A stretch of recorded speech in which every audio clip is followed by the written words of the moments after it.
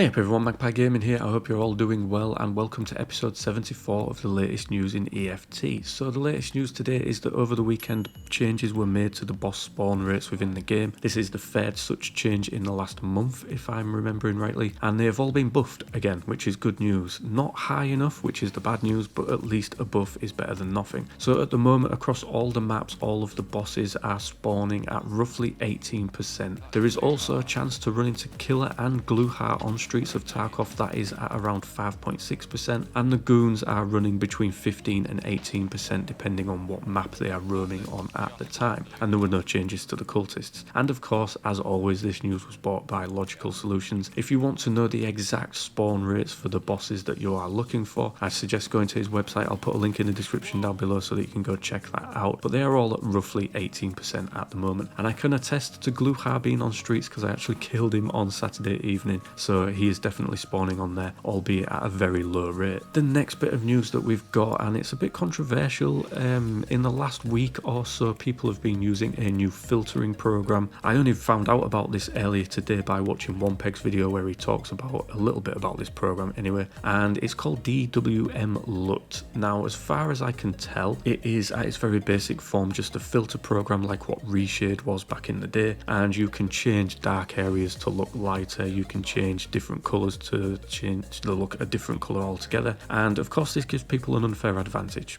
Some people will be using it just to make lighter areas, darker areas lighter, but that still gives you an unfair advantage. So Battlestate have put a tweet out saying that this is now being banned from the game. You are no longer able to launch the game if you have this program installed. So reading the tweets, it says DWM LUT is now officially blocked due to the large number of uses of specific filters to obtain an unfair advantage. If you are having problems with launching the game, remove DWM LUT files from your PC, otherwise the game will be unavailable. They do say that there will be no bans for using DWM LUT, so for those that have been using it, you're not going to get like a retrospective ban for it, but they do say using any similar program in the future will be considered as a breach of the terms of service and result in a ban. So yeah, if you want to change how your game looks, you are pretty much tied to using the in-game sort of post effects to change things like that. But you can at a GPU level change filters and colours and things like that. But yeah, using sort of third-party programs, it looks as though Battlestate just are not going to ever be happy with people using this, and they are going to ban for that. Now I'm going to sit on the fence with this. I do know that there are people out there that like to use these programs simply just to make the game look better, which I don't really see any issue with that. But when making it visually change, and that